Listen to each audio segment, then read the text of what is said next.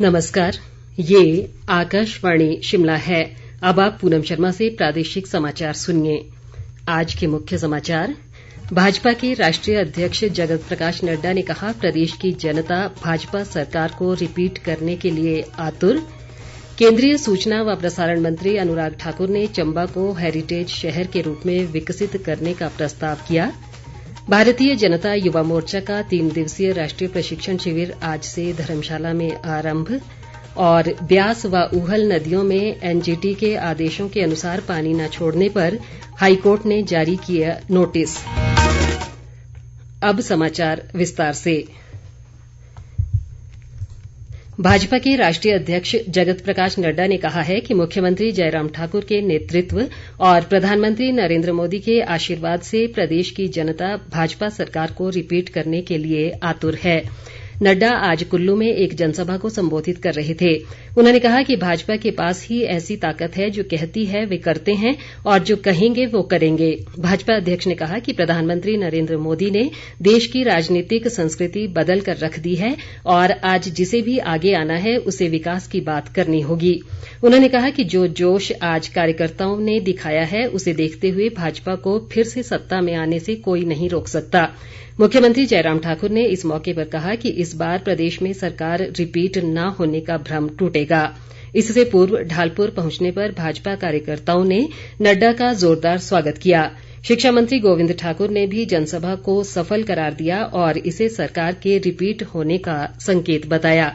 जगत प्रकाश नड्डा ने बाद में मंडी पहुंचकर दिवंगत पंडित सुखराम के परिवार से मुलाकात की और उनके निधन पर शोक जताया।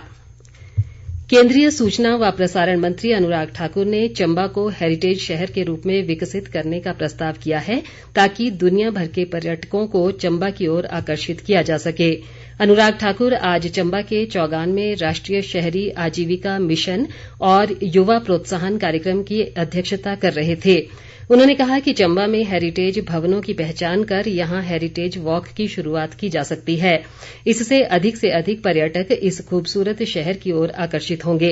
उन्होंने चंबा की कला, शिल्प और संस्कृति को विश्व स्तर पर ले जाने का वायदा भी किया। अनुराग ठाकुर ने कोरोना महामारी के दौरान आपदा को अवसर में बदलकर स्टार्टअप शुरू करने के लिए देश के युवाओं की सराहना की। उन्होंने कहा कि इसी युवा शक्ति से प्रधानमंत्री नरेंद्र मोदी एक नया भारत बनाना चाहते हैं। अनुराग ठाकुर ने चंबा जिला के सभी 5 विधानसभा क्षेत्रों में एक इंडोर स्टेडियम और 2 बहुउद्देशीय व्यायामशालाओं के निर्माण की घोषणा की। मैं चाहता हूं, जैसे बाकी श्रेणियों में चंबा आगे आया है, हम आने वाले 3 साल के अंदर ये सुनिश्चित करेंगे कि चंबा खेलों में पिछड़ा नहीं, सबसे अग्रणी जिला बनकर आगे आए, सुनिश्चित करें। और इसके लिए 5 विधानसभाओं के लिए हम 5 कुल मिलाकर, यानी कि हर विधानसभा में 1 और 5 विधानसभा में कुल मिलाकर 5 इंडोर स्टेडियम बनाकर देंगे।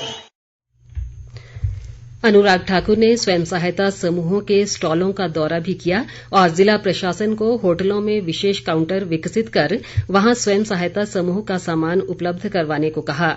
इससे पहले चंबा पहुंचने पर स्थानीय लोगों और भाजपा कार्यकर्ताओं ने उनका जोरदार स्वागत किया। अनुराग ठाकुर कल धर्मशाला में चल रहे भारतीय जनता युवा मोर्चा के प्रशिक्षण शिविर को संबोधित करेंगे। वे धर्मशाला में योग शिविर में हिस्सा लेंगे और पालमपुर में साइंस सेंटर का उद्घाटन भी करेंगे। अनुराग ठाकुर 15 मई को बिलासपुर जिला के घुमारवीं और भरनोट में जनसमस्याएं सुनेंगे। भारतीय जनता युवा मोर्चा का 3 दिवसीय राष्ट्रीय प्रशिक्षण शिविर आज से धर्मशाला में आरंभ हुआ। शिविर का शुभारंभ भाजपा के राष्ट्रीय अध्यक्ष जगत प्रकाश नड्डा ने किया। नड्डा ने इस मौके पर कहा कि आज का युवा मजबूत और नए भारत की नींव है। उन्होंने कहा कि बेहतर समाज और राष्ट्र निर्माण में युवाओं का अहम योगदान होता है। उन्होंने भाजयुमो नेताओं और कार्यकर्ताओं से केंद्र व प्रदेश सरकार की योजनाओं को घर घर तक पहुंचाने का आह्वान किया। नड्डा ने कहा कि केंद्र सरकार देश के विकास के लिए निरंतर काम कर रही है और इसी बात को जनता तक पहुंचाना है। प्रशिक्षण शिविर को भाजयुमो के राष्ट्रीय अध्यक्ष तेजस्वी सूर्या ने भी संबोधित किया। मुख्यमंत्री जयराम ठाकुर भी इस दौरान मौजूद रहे। इससे पूर्व कांगड़ा पहुंचने पर जगत प्रकाश नड्डा का मुख्यमंत्री जयराम ठाकुर और अन्य नेताओं ने स्वागत किया। नड्डा ने इस दौरान रोड शो भी किया। प्रादेशिक समाचार आकाशवाणी शिमला से प्रसारित किए जा रहे हैं। प्रदेश उच्च न्यायालय ने पंडोह और बरोट बांधों से ब्यास व ऊहल नदियों में राष्ट्रीय हरित प्राधिकरण के आदेशों के अनुरूप पानी नहीं छोड़े जाने के मामले में प्रदेश के मुख्य सचिव, प्रधान सचिव पर्यावरण, राज्य प्रदूषण नियंत्रण बोर्ड के अध्यक्ष और मंडी के उपायुक्त को नोटिस जारी किए हैं। ये नोटिस उच्च न्यायालय के मुख्य न्यायाधीश न्यायमूर्ति मोहम्मद रफीक और न्यायमूर्ति संदीप शर्मा की खंडपीठ ने देवभूमि पर्यावरण बचाओ मंच मंडी के अध्यक्ष नरेंद्र सैनी द्वारा मुख्य न्यायाधीश को लिखे गए एक पत्र पर स्वतः संज्ञान लेते हुए जारी किए हैं। हाईकोर्ट इस मुद्दे पर जनहित याचिका के तौर पर सुनवाई कर रहा है। अदालत में इस मुद्दे पर अगली सुनवाई 31 मई को होगी।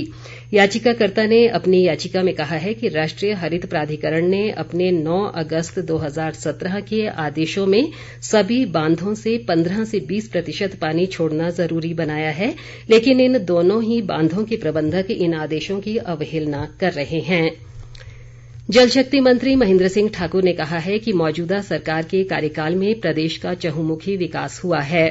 उन्होंने ये भी कहा कि धर्मपुर विधानसभा क्षेत्र में इस दौरान बिना किसी भेदभाव के लोगों को मूलभूत सुविधाएं उपलब्ध करवाई गईं और क्षेत्र का सर्वांगीण विकास सुनिश्चित हुआ। महेंद्र सिंह ठाकुर आज धर्मपुर विधानसभा क्षेत्र में विभिन्न विकास कार्यों के उद्घाटन तथा जनसमस्याएं सुनने के मौके पर बोल रहे थे। ऊर्जा मंत्री सुखराम चौधरी ने कहा है कि वर्तमान सरकार के कार्यकाल में बिजली आपूर्ति में अभूतपूर्व सुधार आया है और आने वाले दिनों में इसे और सुदृढ़ किया जाएगा। ऊर्जा मंत्री आज पांवटा साहिब के जगतपुर जोहड़ों में एक जनसभा को संबोधित कर रहे थे। इससे पूर्व उन्होंने कोठेवाला खाले, घुतनपुर और सूरजपुर खाले पर नवनिर्मित पुलों का उद्घाटन भी किया। उन्होंने अनुवर्ती कार्यक्रम के तहत पातलियों में लाभार्थियों को सिलाई मशीनें भी बांटी। ग्रामीण विकास व पंचायती राज मंत्री वीरेंद्र कंवर ने आज कुटलैहड़ विधानसभा की नारी पंचायत में संपर्क से समर्थन यात्रा के तहत लोगों की समस्याएं सुनी। कंवर ने इस मौके पर पंचायत में चल रहे विभिन्न विकास कार्यों का जायजा भी लिया और अधिकारियों को इन कार्यों को जल्द पूरा करने के निर्देश दिए। कंवर ने कहा कि बीते 4 वर्षों में नारी पंचायत में 1.5 करोड़ रुपए से अधिक की राशि विभिन्न विकास कार्यों पर खर्च की गई है। राज्य सेवा आयोग की वरिष्ठ सदस्य डॉक्टर रचना गुप्ता ने अभिभावकों का आह्वान किया है कि वे बेटियों को उच्च शिक्षा दें ताकि उनका भविष्य उज्जवल हो सके और वे समाज के हर क्षेत्र में नई बुलंदियां हासिल कर सकें। रचना गुप्ता आज सोलन जिला के कुनिहार में समाज में महिलाओं की भूमिका व योगदान कार्यक्रम को संबोधित कर रही थीं। उन्होंने युवतियों को स्वरोजगार सृजन और प्रतियोगी परीक्षाओं की तैयारी के साथ साथ समय के सही प्रबंधन, सही अध्ययन सामग्री और साक्षात्कार की तैयारी को लेकर भी टिप्स दिए। शिमला जिला के ऊपरी क्षेत्र रामपुर के काशापाट संपर्क मार्ग पर पूना नामक स्थान पर बीती रात एक कार के गहरी खाई में गिरकर दुर्घटनाग्रस्त हो जाने से 4 लोगों की मौत हो गई और 2 अन्य घायल हुए हैं। ये सभी लोग एक विवाह समारोह में शामिल होने जा रहे थे। मृतकों में लता देवी, अंजलि, गिरीश और मनोरमा शामिल हैं। घायलों की पहचान चालक अशोक कुमार और कुलदीप कुमार के रूप में हुई है। दोनों घायलों को प्राथमिक उपचार के बाद आईजीएमसी शिमला रेफर किया गया है। ये दुर्घटना चालक की लापरवाही से हुई बताई जाती है। पुलिस ने इस संबंध में मामला दर्ज कर जांच आरंभ कर दी है।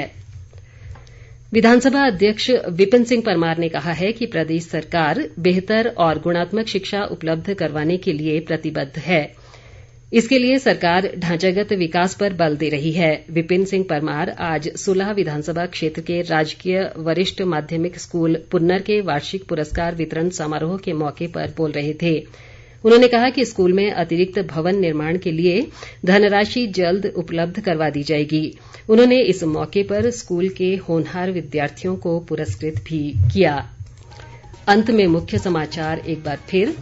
भाजपा के राष्ट्रीय अध्यक्ष जगत प्रकाश नड्डा ने कहा, प्रदेश की जनता भाजपा सरकार को रिपीट करने के लिए आतुर।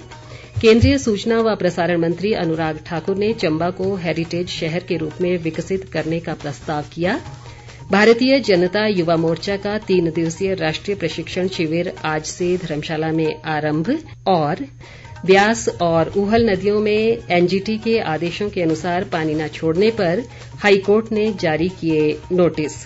इसी के साथ ये समाचार बुलेटिन समाप्त हुआ। नमस्कार।